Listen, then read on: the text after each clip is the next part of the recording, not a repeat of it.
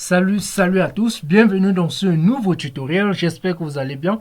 Dans ce tutoriel, on va voir comment rendre une application Django réutilisable. Donc, comme je l'ai dit au début de cette formation sur Django, Django est construit de telle façon que les applications qui se trouvent dans un projet peuvent être réutilisées. Ok, c'est l'un des avantages du framework Django, ok, et je vous avais donné la différence entre un projet et une application, ok. Pour revenir, on va dire qu'un projet peut contenir plusieurs applications. Par exemple, imaginez que vous avez développé une application de login et login, register, logout, ok, et vous savez que c'est une application qui s'applique presque sur la majorité des projets qu'on développe au niveau du web, ok. L'utilisateur doit login, l'utilisateur doit register, l'utilisateur doit log out. Imaginez que vous allez construire 100 applications web. Ok, ça veut dire que s'il n'y avait pas cette possibilité, vous allez réécrire le même code du login, logout, tout ça 100 fois. Ok, mais avec cette possibilité, vous pouvez juste construire une superbe application d'authentification et juste les utiliser dans tous vos projets Django. Et c'est ce que moi-même personnellement j'ai fait. J'ai une superbe application d'authentification et que j'utilise cela dans tous mes projets Django. Ok, j'ai aussi une superbe application des commentaires et des réponses sur les sites. Voilà que j'ai conçu avec Django. Et lorsque je conçois un projet, je porte juste cette application et j'applique dans les autres projets. Donc c'est très intéressant de connaître comment le faire. Donc c'est ce que je vais vous montrer dans ce tutoriel. Donc sans plus tarder, allons au niveau de Visual Studio Code. Voilà. Voilà, si je vous montre le projet que nous avons fait juste ici lors de la formation, c'était pas trop un projet que je voulais faire. Vraiment, on était en train d'apprendre, mais ça a fini par avoir l'allure d'un projet. Donc, regardez un peu. Si on vient ici, voici un peu notre site qu'on utilise pour apprendre. Vous allez voir, en fait, on est en train d'afficher la liste des produits qui se trouvent au niveau database. Donc, si vous regardez ici, on a 4 produits. Bon, lorsqu'il n'y a pas une image, on dit no image. Donc, on peut aussi aller au niveau de manager. Ok, voici la partie manager, ok, de ce site, voilà, de cette application qui se trouve dans ce projet. Voilà, donc ici on peut augmenter un nouveau produit, ok, donc je peux dire ici abonnez-vous. Voilà, le nom du produit c'est abonnez-vous, description vous, on va dire le prix, peut-être 1000 $, on va mettre une image. Peut-être qu'elle, est-ce que j'ai une image même ici? Bon, on va prendre celle-ci. Ok. Voilà, le slot. Voilà, je peux mettre ça. Je peux mettre save. Voilà, ça a été bien enregistré. Ok. Donc, si je rentre à ce niveau, bon, on a ce produit qui est là. Bon, l'image n'a pas été chargée, c'est pas un problème. Donc, on a ce nouveau produit qui s'affiche là, tout simplement. Ok. Donc, si on rentre au niveau de manager, vous voyez qu'il y a ce nouveau produit, abonnez-vous, qui est là avec son prix. Ok, on a vu comment on pouvait modifier ces produits. Par exemple ici, je peux juste mettre ceci, Uberman, peut-être lui coûte peut-être 100 $. Ok, on peut enregistrer ça tout simplement. Donc, voilà, la modification a été très bien faite. Ok, donc on peut retourner ici, vous allez voir que voilà, le produit en fait a été très bien modifié. Voilà, on peut aussi supprimer un produit. Donc ici on dit are you sure that you want to delete? Si je delete, vous voyez que le produit n'existe plus. Donc si je delete, le produit n'est plus. Donc je peux dire cancel, ça me renvoie ici. Vous voyez que ça c'est une application que vous pouvez appliquer. En fait, vous pouvez appliquer ceci dans plusieurs sites. Voilà, dans plusieurs projets. Or, admettons que ce qui est sûr en tant que développeur, vous allez développer plusieurs peut-être applications de e-commerce, ok, voilà, durant toute votre vie de développeur. Voilà, maintenant, voilà, le mieux c'est de bien construire cette application et juste l'introduire. Voilà, donc c'est ce qu'on va faire. Donc si on part au niveau, on va rendre cette application réutilisable. Donc je vais venir ici, vous allez partir au niveau du URL de votre application, ok. Vous allez partir au niveau du URL. En fait, ce qu'on va faire, voici le URL, voici tous les URL de notre application. On va les couper. On va couper d'ici. OK? Donc, il n'y a plus ça ici. Je vais venir donc ici. Au niveau de mon application s'appelle Products. Je vais cliquer sur Products. Je vais ajouter un fichier à l'intérieur. Je vais appeler ce fichier urls.py. Donc urls.py. Après, on va dire from Django .urls import path. OK. Donc, vous allez importer cela. Ici, on va dire urls pattern. Patterns égale et c'est ici que je colle ceci. OK, je colle ceci là, vous voyez. Donc maintenant que j'ai collé ceci à ce niveau, je vais rentrer dans le URLs qui est ça. Il n'y a plus rien là, mais ce que je vais faire, je vais importer un include. OK, au niveau de URLs. OK, je vais faire include. Je vais importer ce include. OK, maintenant je viens juste ici, je vais faire include, path pattern. OK, je mets ce vide, voilà, et là je peux mettre include. OK, maintenant dans include, vous mettez le nom de votre application. Je vais mettre product.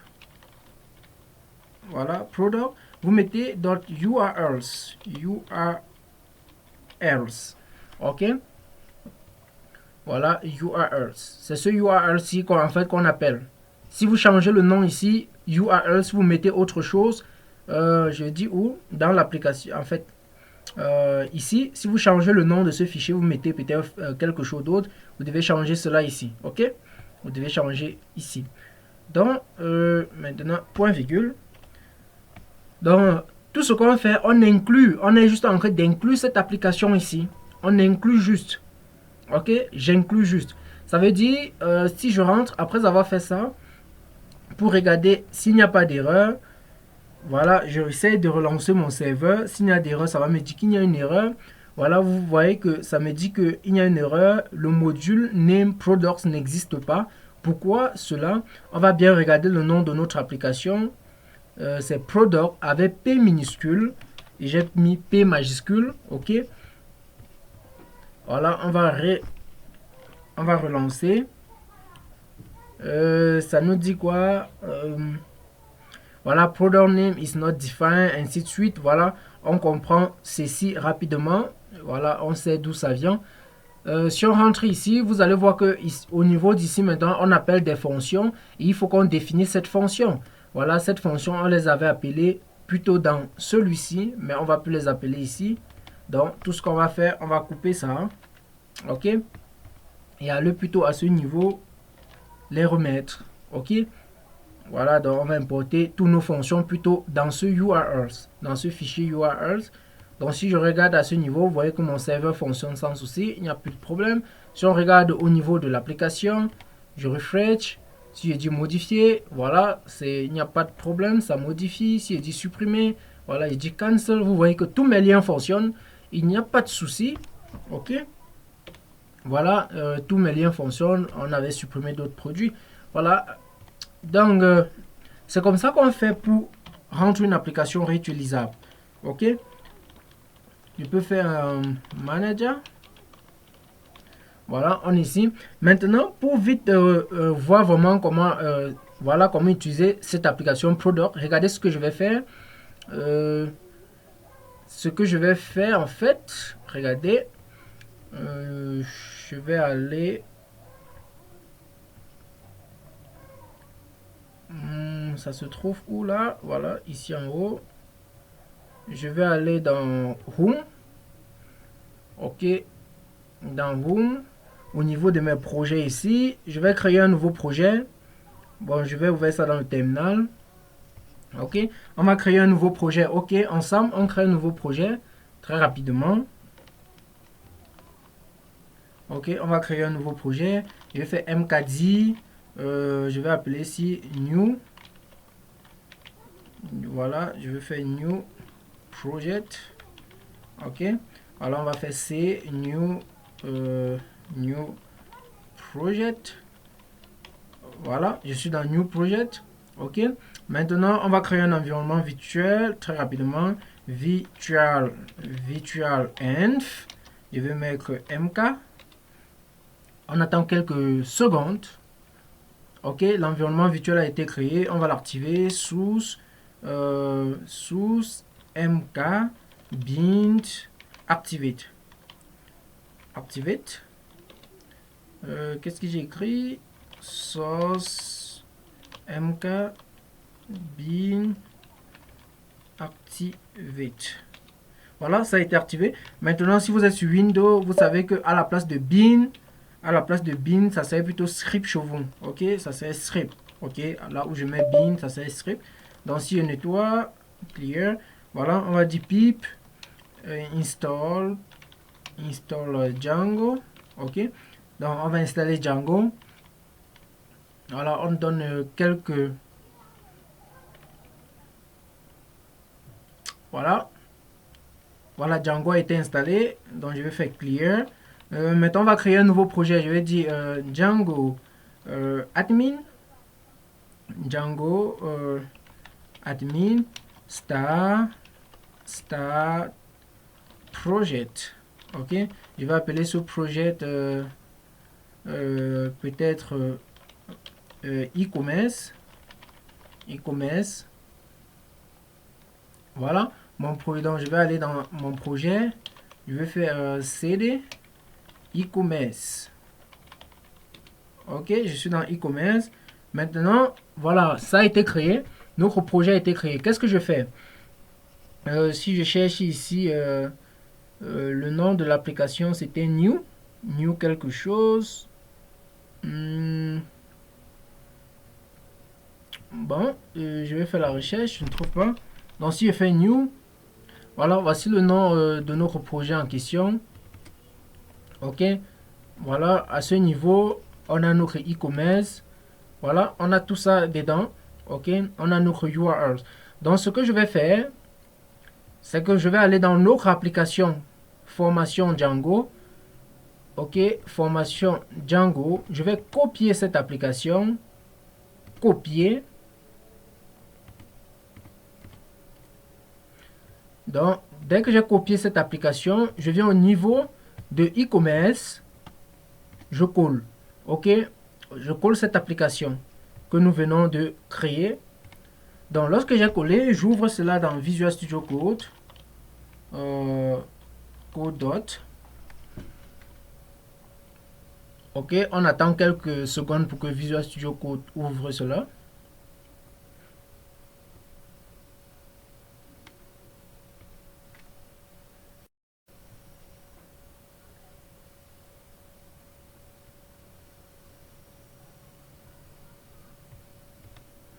Voilà, Visual Studio Code. Voilà, j'accepte. Je ferme ça. Voilà, vous voyez que notre application est là. C'est la même application que nous avons copiée, on a collé. Tout ce qu'il faut faire, regardez bien, tout ce qu'il faut faire, c'est d'aller au niveau de Setting. Ok, vous cherchez Setting. Vous enregistrez l'application dont vous venez de copier. Tout simplement, vous enregistrez cette application. Donc, c'était quoi? Product. Donc, vous enregistrez Product avec S. Voilà. Voici notre application Product avec S, tout simplement. OK? Donc, vous devez enregistrer cela ici au niveau de Install App. Voilà. Et dès que c'est fait, vous allez aller dans URLs. Dans ce URLs, vous allez faire exactement ce qu'on a fait dans l'autre. Vous faites quoi? Path, pardon. Vous mettez un path. Ok, vous mettez ceci. Donc tout dépend de comment vous voulez que le URL soit. Vous pouvez mettre un nom là-bas, ça dépend de vous. Donc ce qui est obligatoire, c'est ce include que vous devez mettre. Ok. Maintenant à l'intérieur de ce include, qu'est-ce qu'on va faire? On va donner le nom de l'application qui est product et on va faire URLs tout simplement. Ici on importe le path. Ok. Le include. le include tout simplement. OK? Donc, maintenant que c'est fait, tout ce qu'on va venir ici, voilà, donc ce que je vais faire Python 3 migrate. OK? Pardon, Python 3 manage.py migrate.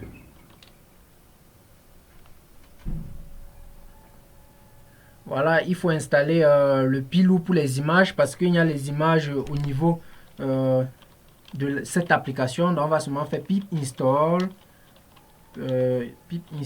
pilou. OK? Donc c'est installé. On va faire le migrate. Voilà, vous voyez que ça va migrer tout.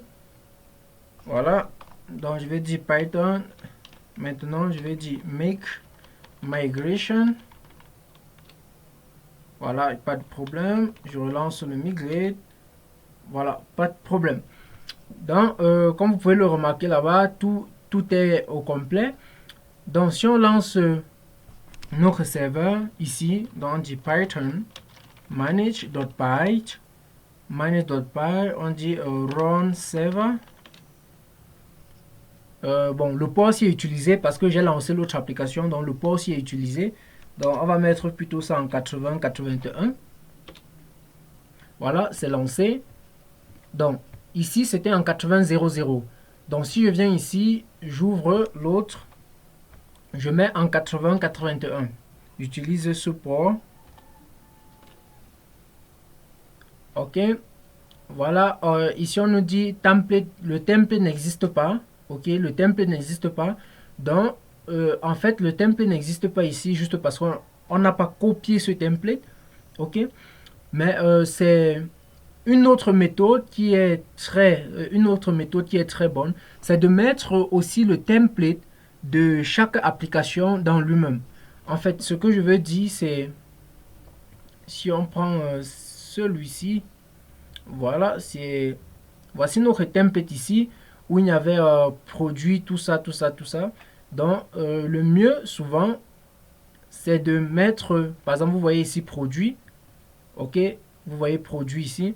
Le mieux, c'est de mettre ce produit, de créer encore un dossier template dans l'application même et de mettre tous ces templates là-bas. Mais ça marche toujours si on vient ici, on passe sur desktop, formation Django, formation.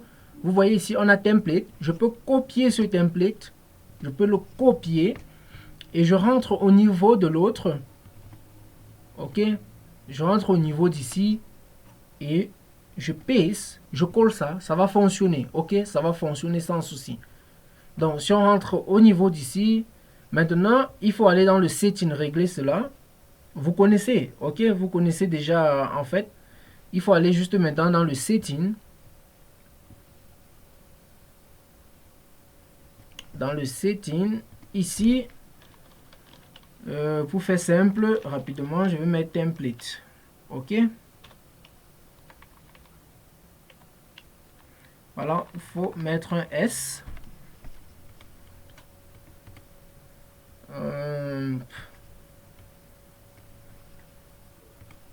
Bon, il faut configurer, ça ne reconnaît pas cette façon. Donc, il faut reconfigurer. En fait, vous comprenez en fait ce que je suis en train de dire. Ok. Donc, si je viens là, je mets... je fais un import OS. Ok. Je fais un template. Un template dit peut-être. Ok. os.path.join. Ok. Base dit template. Ok. Donc vous connaissez déjà ça. Voilà, nous avons fait ceci. Ici, je mets quoi? Template dit. Voilà, template template div, tout simplement. Donc après avoir configuré cela, bon, après l'avoir fait, voilà, vous voyez que bon, non, c'est pas ceci. Nous sommes au port 8081, mais bon, ça affiche ça toujours à cause du catch, à cause du catch. Bon, parce que je veux pas supprimer mon cache parce que j'ai certains trucs dans le cache là. Tout ce qu'il faut faire, je vais faire ls cd template.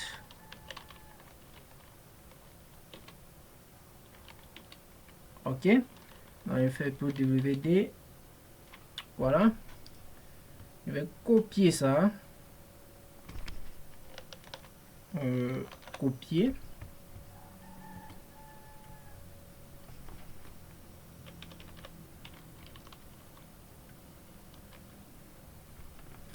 Voilà, jusqu'au template.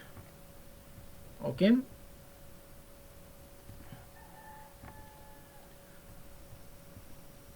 Voilà, je lance le serveur.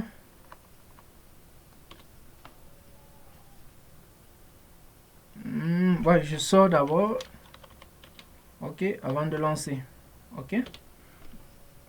Good. Alors, vous voyez que ça fonctionne. Ok, vous voyez, on a déjà, ça fonctionne, ça reconnaît notre template. Ok, si on part au niveau de manager, manager, voilà, vous voyez, ça reconnaît. Ok, juste parce qu'il n'y a pas encore de produit dans le database. Ok, donc, mais ça reconnaît tout. Ok, si on revient là, donc vous comprenez, donc ça reconnaît l'application. Si je sors, je crée un super user, donc je fais Python. J'écris, bon, je suis même pas obligé de créer un super user ici parce que même étant dans l'application, on peut monter un produit sans passer par le super user. Ok, donc je peux venir ici, je monte un produit, vous voyez, c'est très dynamique. Donc je peux mettre orange, just, voilà, juste là, 10 $, une image pour ça. Est-ce que j'ai même d'image là? Ouais, peut-être ça. Voilà, abonné, save, voilà, l'image a été bien enregistrée. Donc si je repars au niveau de manager, voilà, vous voyez, on a un produit. Vous voyez, je viens de tout utiliser une application qu'on avait déjà construite. Je viens d'utiliser toute cette application sans, voilà, sans souci. Tout est là. Ok. Donc, si on rentre à ce niveau, pardon. Voilà, vous voyez qu'il y a une, voilà, le produit qu'on a affiché, no image. Voilà, parce que ça n'a pas pris en compte l'image. Bon, c'est pas un souci. Donc, vous voyez que tout est là. Donc, si je viens ici, si on rentre, si je viens ici et fait Python, je fais Python manage.py, Python manage.py, create super user. Ok, ok, Python, pardon, Python manage.py, create super user. Ok, voilà, j'encre le nom. Voilà, je passe. Bon, j'accepte. Voilà, ça a été très bien créé. Donc, si je rentre à ce niveau, je pars dans le... dans admin. Voilà, déjà à ce niveau. J'entre ça. Ok, login. Voilà, et si on regarde produit, vous allez voir qu'on a tout cette app, tout a été fait. Voilà, donc, en fait, c'est ça, comment réutiliser une application. Vous allez voir, ces deux applications sont exactement la même chose que nous avons ici. Donc, si je viens sur... Je viens ici. Manager. Ok, regardez cette application, regardez cette application. Voilà, exactement la même chose. Ok, donc merci d'avoir regardé ce tutoriel. Si vous avez aimé, laissez-moi un pouce bleu en l'air, voilà. Et si ce n'est pas déjà fait, si vous n'êtes pas abonné, abonnez-vous, voilà, pour ne rien manquer sur Django et Python. À nous revoir dans le prochain tutoriel.